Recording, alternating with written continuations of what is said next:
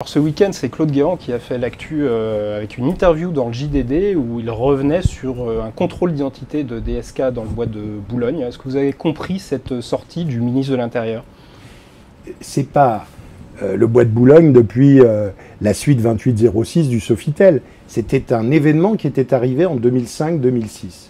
Bon, je ne vais pas critiquer DSK, ça a été mon prof.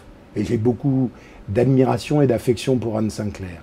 Mais c'est vrai que il y a eu ces événements-là. C'est pas nouveau.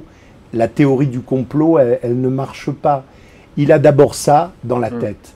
Il connaît les flux internationaux, mais parfois son flux sanguin, il ne sait pas le maîtriser.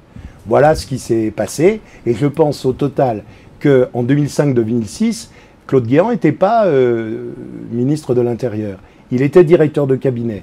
Il y a ce qu'on appelle une blanche qui est arrivée sur son bureau, disant qu'il y avait eu... mais je vous rappelle qu'il y avait eu, à une autre occasion, le conseiller en communication de Jean-Pierre Raffarin. Il y a eu d'autres occasions... Mais est-ce que vous comprenez qu'à quelques mois de la présidentielle, on soit encore en train de s'intéresser à DSK, qui, a priori, est complètement out, en tout cas pour cette présidentielle?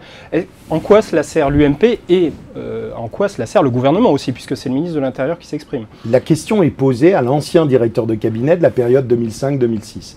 Il s'est expliqué hier à l'Assemblée nationale. C'est une information qui est donnée. Mais vous savez, je crois que la gauche est profondément injuste à l'égard de ce gouvernement. L'affaire Bettencourt, Éric Woerth, ils ne nous ont pas épargnés.